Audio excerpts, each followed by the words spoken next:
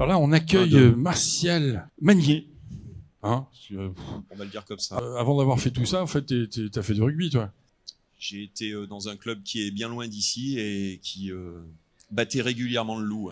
Ouais, mais ça, c'est c'est comment dire, c'est de la préhistoire. Exactement. Mais il faut être toujours proche de l'archéologie parce que ça permet de replacer les choses. Ok. Donc c'est Bourgoin-Jallieu, hein, c'est ça? C'est Bourgoin-Jallieu. Bourgoin-Jallieu dans le 38, qui était en fait la capitale du rugby à l'époque. Lyon était la banlieue. C'était pas la capitale à mon époque, hein. On était plutôt la Fosse-à-Purin, mais bon. Non, mais la capitale du coin. Ok. Et donc maintenant, toi, tu es directeur de l'Éclé. Ça consiste en quoi, en fait? À part être partout en même temps, avoir le don d'ubiquité, parler avec tout le monde, signer des contrats, c'est quoi? Ça consiste déjà à garder la tête froide par rapport à notre feuille de route et par rapport à ce que nous impose en fait le fait d'être lauréat à EMI CMA. Pour rappel, CMA, ça veut dire compétences et métiers d'avenir. Comme ça, c'est très clair en fait. Donc ça consiste à, parce que c'est une très très belle porte d'entrée, d'être lauréat France 2030 à EMI CMA et toutes ces médailles qu'on nous a données. Ça consiste en fait à aller agiter des endroits où ils n'ont pas l'habitude d'être agités. Ça consiste à essayer de pas renverser la table, mais quand même de la bouger, pour qu'on arrive à faire évoluer le système. C'est pour ça qu'on a été élu lauréat et que aujourd'hui, des gens qui sont éloignés de l'emploi, c'est-à-dire tout le monde, c'est pas les jeunes, c'est pas les moins jeunes, c'est tout le monde.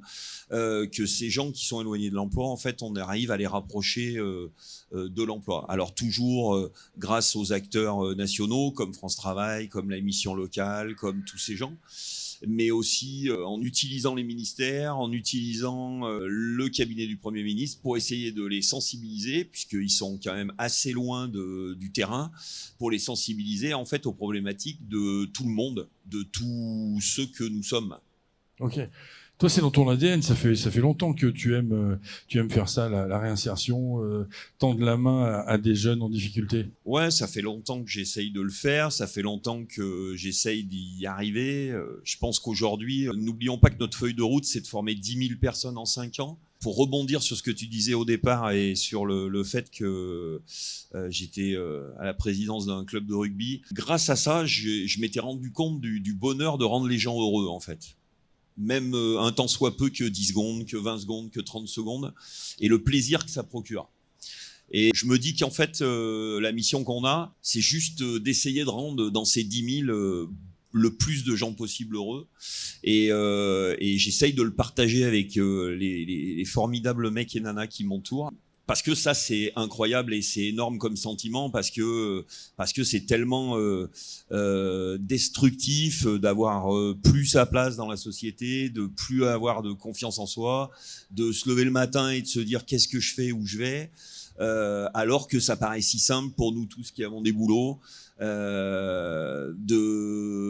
faire l'inverse et de se lever le matin et de donner du sens à sa vie, quoi. Ouais, avoir un emploi, ça peut permettre de souffler, mais apprendre un métier, c'est là que ça rend heureux et donc fier. Ça permet normalement, et c'est là où on a une problématique aujourd'hui, et c'est là où il faut que tous on croit beaucoup à l'histoire, parce que avant il suffisait de faire ça pour manger et dormir chez toi ou en location sympa. Aujourd'hui on est un peu sur le fil par rapport à ça, puisque ça suffit plus. Donc nous, notre mission, c'est quand même de faire redécouvrir aux gens tout ce qu'ils peuvent apporter à tout le monde, d'essayer de se qualifier pour mieux se vendre, pour mieux exister, et surtout pour prendre du plaisir tous les jours, parce que sinon c'est sûr que ça vaut pas le jus. C'est ça. Donc 10 000, ça me paraît moi énorme, 10 000 personnes à former. Comment vous allez faire? Ouais. Voilà. Donc on divise, ça fait 1000 personnes par personne. 10 000, c'est énorme, c'est rien du tout. On s'aperçoit que y a des acteurs qui nous aident beaucoup. Je veux dire, France Travail qui est là nous aide énormément. Et eux, 10 000, c'est beaucoup, mais c'est pas si tant que ça. Il y a 800 000 personnes du secteur automobile qui vont être au chômage dans moins d'1 an et demi. Ça fait beaucoup, non? Ah ouais, c'est beaucoup là. D'accord. Donc si on en reclasse 10 000, finalement on est nul.